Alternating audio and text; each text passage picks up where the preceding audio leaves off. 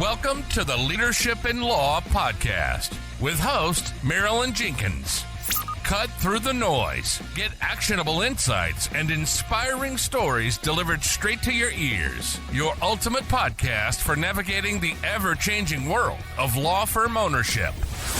In each episode, we dive deep into the critical topics that matter most to you, from unlocking explosive growth to building a thriving team. We connect you with successful firm leaders and industry experts who share their proven strategies and hard-won wisdom. So, whether you're a seasoned leader or just starting your journey as a law firm owner, the Leadership in Law podcast is here to equip you with the knowledge and tools you need to build a successful and fulfilling legal practice.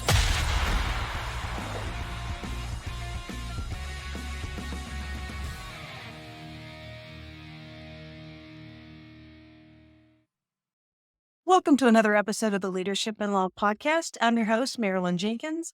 Please join me in welcoming my guest, Melanie Herschorn, to the show today. Melanie is dedicated to helping you step into the spotlight as an authority. As a publisher and book marketing expert for attorneys, wealth consultants, and business owners worldwide, she empowers authors to share their message with the world. With over 20 years' experience as a celebrity publicist, award-winning journalist, in radio, print, and TV, as well as a clothing designer and entrepreneur, Melanie is uniquely positioned to support authors in becoming thought leaders and making a significant impact with their books. Her latest book, Make a Big Impact with Your Book, is now available. I'm excited to have you here, Melanie. Welcome. Thank you so much. Awesome. Well, tell us a little bit about you. You got such a great background in PR and stuff. How did you get started? It was actually how I got started in PR. I was living in Canada at the time and I wanted to move to LA. And so a friend of mine said, you'd be really good in PR. I said, I think you're right. That sounds like a great plan. And Nice. so you kind of took everybody through the circuitous route of PR. And then I got a master's in journalism and I worked in radio and other news organizations. Then I got laid off when I was pregnant and took a left turn and started designing and manufacturing breastfeeding clothing. And so I sold the clothes on Nordstrom.com and on Amazon and boutiques. And then in year 7, I made a bad hire, which a lot of people can relate to. And fortunately, this person was supposed to help with marketing, but what she really did was belittle me every single day until I stopped believing that I could do anything. Oh, no. Several years out of that, so I'm back to me. But after that, I shut the business and I thought, what can I do now? And the thing that I look back on the trajectory of my career, the through line, it was always helping people get their voices out in the world. And so publishing just made sense. Publishing with marketing together, because when you publish a book, but you don't have a marketing plan, it's like having a car with no gas in it. It's a beautiful showpiece you can leave in your driveway, but it's not going to take you anywhere. That's a good way of describing it. Well, tell us a bit about what do you see with the benefits of publishing a book? Oh, gosh. Well, there are many, but we'll just start with the big one, which is credibility. And when you publish a book, you are instantly more credible than the next guy who does pretty much what you do who doesn't have a book. But it also is a great way to attract your ideal clients because they read the book and then all of a sudden they know you and they start to trust you, sometimes before they've even met you on a consultation. And so then that leads to profitability because your book is getting out there. And so then people are hiring you because they read your book or simply because they have your book. They may not even have read it. And also, as an author, stages open up to you that are closed when you don't have a book. Very good. That's true. We work with our clients with building that know, like, and trust factor. And a book definitely does the same thing, as makes you an authority in your space, especially if you're working with, like, we're talking local attorneys. Yeah, you're getting known. And someone pointed out to me that they had purchased books of people in their local area. And even though they've never read them, they would never throw them away. Never. You may recycle or throw away a business card, but you're not going to get rid of a book. That's right. I love that. And how would you, so say you get a book, you've written a book and you're an attorney, say a local family law attorney. How would you leverage that book for success? Ooh, I love this question. Okay. So we were just working with an attorney in Texas, and we did her bestseller campaign on Amazon. So Okay. over the course of a week, my team and I got her book to have more and more basically purchases. And so she hit number one in 3 different categories on Amazon. So all of a sudden now she is an Amazon best-selling author, and her book is now a best-selling book. And that is something very exciting because she can put that on her website. She can talk about it in conversation, and it keeps people, it keeps you top of mind. And you keep the tag on your book on Amazon, right? Do you get a seal or something that shows your bestseller? Not, no, unfortunately. What? Okay. What we I've have, seen people change their cover art and put it on there. yes, you can Okay. absolutely change your cover art. I have a book. Well, it's in a pile over there, but I have a book that we did that. We changed the cover. So now it says number one international bestseller on Amazon. And you can do that. And we help you integrate that whole piece into your marketing campaign for the book. Other ways to leverage the book is to send it out to prospective clients. And you may say, well, I paid X amount to create this book, is it going to be lucrative for me? Absolutely. I know an author who only published 12 physical copies of the book and made hundreds of thousands of dollars. It Oh, is fantastic. absolutely possible. We don't get rich on book sales. Just want to put that out there. Every time I get a royalty check, it just goes into my account. A royalty check in quotation marks from Amazon. I'll be like, oh, I just made $8. Now I can go to Starbucks and have a drink and a half. But Yeah, that's not no, I feel that. It's not, we don't do that. I've got a few books as well, and we don't do it for the money. It's, so do you, what does it look like to work with you? So say someone wants to do a book, and I have no idea what I want it to be about, but I'm an attorney in Charlotte, North Carolina, and I really want to get out there. What does that look like? okay. Now I'm really excited, Marilyn. Thank you for giving me this because I love, my favorite thing is to meet with an attorney and then ask them a whole bunch of questions.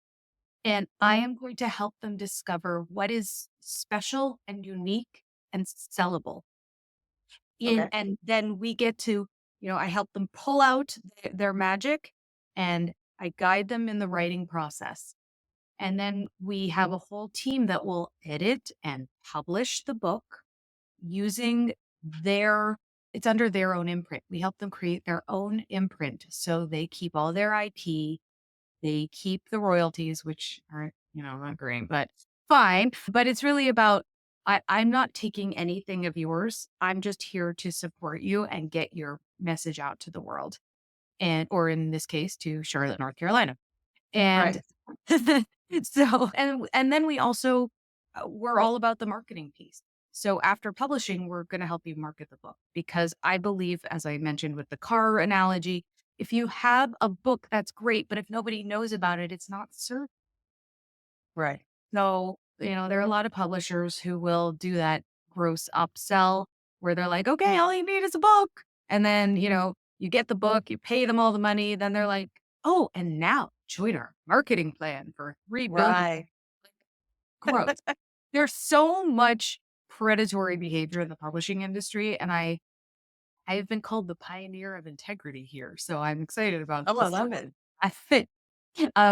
So all I can say is that we do it all in one. It's a 12-month container, and we're getting, from inception to publishing to promotion, because we're going to show you how to leverage.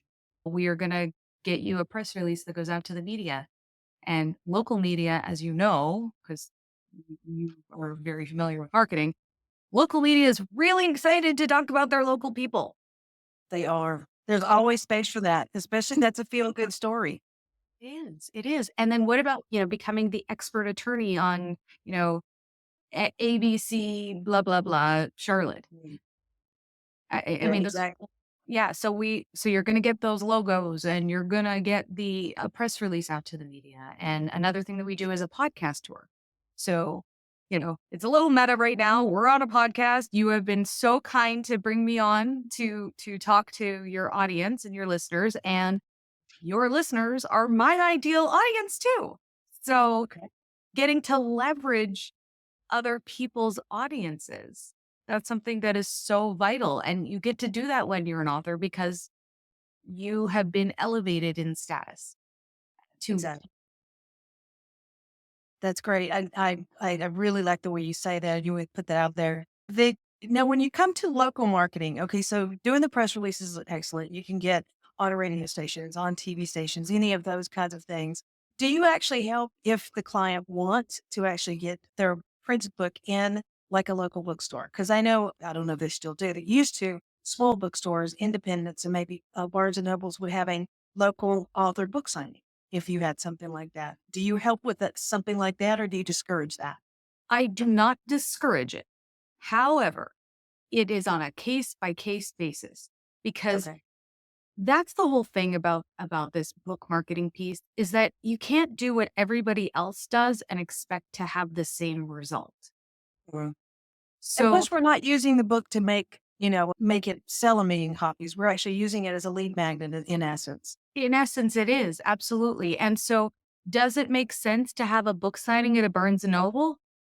I don't know. What's the book about? Is it about like children in North Carolina who are, I don't know, maybe an attorney who focuses on children of divorce. Okay. So they focus on all about the kids. So maybe there's this big event that happens in Charlotte and they tie it to that. And so, I mean, there are so many factors. So it's hard to Mhm. answer the question, but I'm going to say on a case by case basis. And while I'm not going to be the party planner, I will absolutely be the strategist. Okay. Yeah, that makes complete sense because it really depends. If there's a good event happening, I can see that would be a great opportunity to maybe go out there with a few copies or something like that. But I wouldn't have to. So I know that a lot of people think about writing a book and it's just one of those things that they go, yeah, I could never do that. I just don't have time. It's just, I can't. And I look at that as thinking of like this big gray cloud of a project that you'll never get into, and it's not really that, how do you eat an elephant one bite at a time, right? So how do you structure to make them say not feel overwhelmed at even the thought of it? Well, I'm glad you asked because it's exactly right. If we look at it like that, the big fuzzy cloud, we're never going to jump in. So we have a process where we meet weekly and we start by creating the outline, which I know sounds like that's not so difficult, but that's actually the hardest part of all is coming up with the outline. But when you have somebody that's working with you, it makes it so much easier and more streamlined because I've done this before. I'm happy to share our processes. And it's like, what's your goal? Anytime we meet with an author, the first thing we ask is, what's your end goal? Mhm. Because we're going to reverse engineer this book so that it it offers the results that you're looking to get from it. It's not just about writing a book. It's about building your reputation and your legacy. Right. So that Okay. you're in a room and you're not there and it's doing what you need it to do for you. So if I'm, say, an estate planning attorney and I really want to focus on growing estate planning as opposed to maybe probate or conservatorship, but specifically this particular thing, then through this interview process, this outline process, we're going to focus on that's my end result. So that's like a larger case value. I want to focus on that. So I want that to build business for me.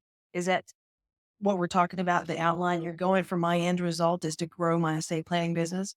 Yes, absolutely. Absolutely. And so you're an estate planning attorney. And so we're going to figure out what goes in your introduction. It's probably going to be your backstory. Why did you become an attorney? What makes you different? What do you offer that's different from the next guy? We're gonna get out from you some of your amazing client wins, some of the client transformations. Maybe you have a process that you use that's proprietary or that you've developed over the years that really works and you can share that. Another thing is what are the questions that every single person asks you when you get on your consultation? It's like, how much does this cost? How long will it take me? So you can answer some of those questions so that you're not feeling like a broken record. And Right. and then people you've set the expectation already prior to even meeting with a person. So it's going to save you time in the long run and energy, which time and energy, that's like all we have. You know, Yes. those are really the And we all have FAQs no matter what you're selling. And we encourage our attorneys to, we're doing video marketing or videos as part of the marketing. And that's one of the things they're running into. What do I say? Pick an FAQ, do a 30-second video, answer the question. and if not having a book, then you have an entire treasure trove of what do I say? Because it's all there. Exactly. So about how long? So it's a 12-month process. Does it depend on the author about how long it takes to get all the content in and get the book printed? How does that vary? Yeah, so it varies in terms of how long it takes the person to write. And, I can offer guidance on how to write 30 minutes a day and really get where you're going. Yeah, good idea. So that, not everybody's like that. I am the person when I'm actually writing another book and so I go to Starbucks and I sit there. Mhm. 6 hours have gone by. Oh, wow. And Okay. what just happened? So no, so I'll do that on a Saturday. I'll say like sayonara to my kids and my husband, and I'll be like, I'll be back later.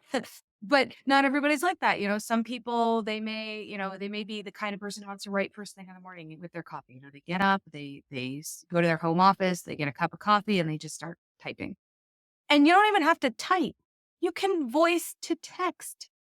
I mean, there are so many shortcuts that we have that people 10 years ago didn't have, 5 years ago. Very true. Very true. You make it sound so easy. So I get my content out. I speak out what I want to talk about, and then your editors come in and take care of the rest of it. Oh, yeah. And then I get the final approval before it goes to print. And who does the cover art? Who designs that? My team, we have a phenomenal cover artist and a layout artist. And so that it's going to look like, one of the big 5 publishers published. Nice. But you get the control. And you can have this book done in a year. I had a client once, this was before I was doing publishing, and she said, I need to publish with a big 5 publisher. It's got to be that. And I said, okay, great.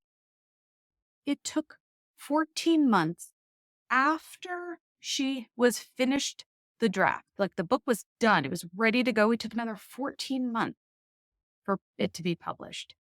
And they changed the title and they had all these notes. You get to own this stuff when you publish it independently. Well, and so many times with the big publisher, it just never happens.